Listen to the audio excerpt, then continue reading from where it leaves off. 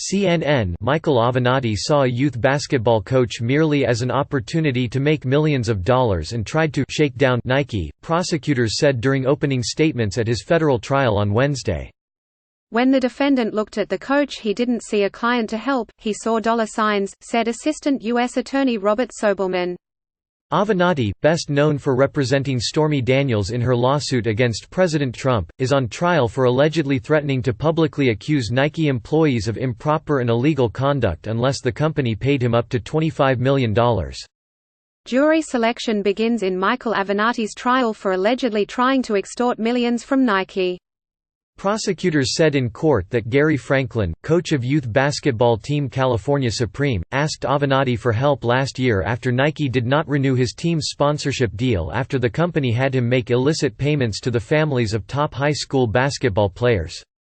Avenatti's attorneys deny there was any attempt of fraud and said Franklin hired Avenatti to be Avenatti. Read more. Close dialogue. Sign up for CNN's Meanwhile in America, a daily analysis of U.S. politics for global readers. Sign me up. No thanks. By subscribing, you agree to our privacy policy. Sign up for CNN's Meanwhile in America, a daily analysis of U.S. politics for global readers.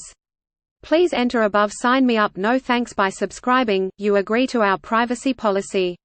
You're on the list for CNN's Meanwhile in America, a daily analysis of U.S. politics for global readers.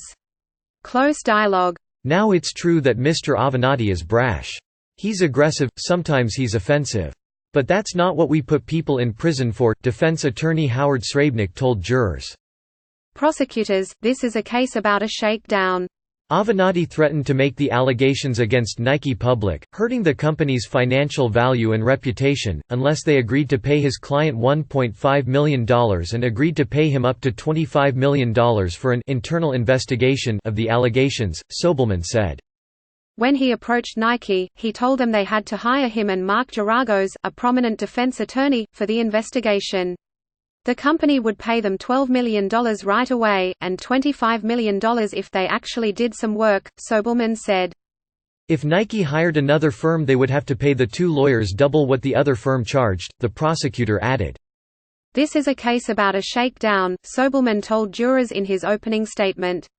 Michael Avenatti sold out his client and then threatened to harm a major company, all to line his own pocket. Read, Michael Avenatti indictments. Sobelman said Avenatti did not share his plans with Franklin, who mostly wanted Nike to renew his team's sponsorship and didn't want some materials made public.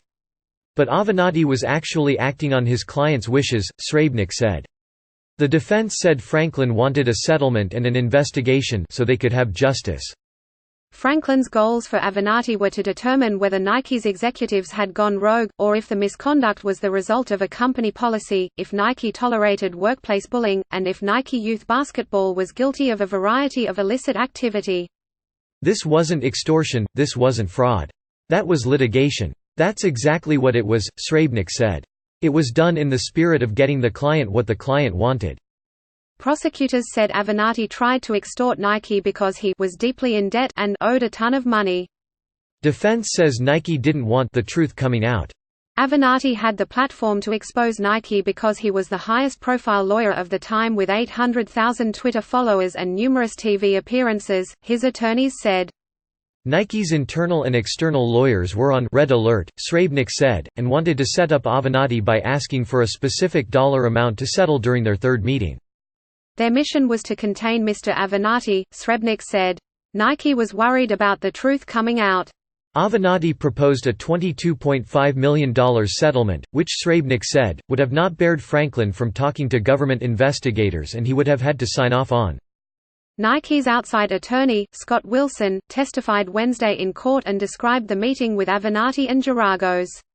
He Avenatti threatened to hold a press conference unless we paid him off, Wilson said. Wilson said Avenatti threatened to blow the lid off of this scandal and had a reporter at The New York Times on speed dial. I understood he was threatening he would go to the press to generate negative media attention, said Wilson, adding he was very concerned about Avenatti's ability to attract media. Wilson's testimony is set to continue Thursday.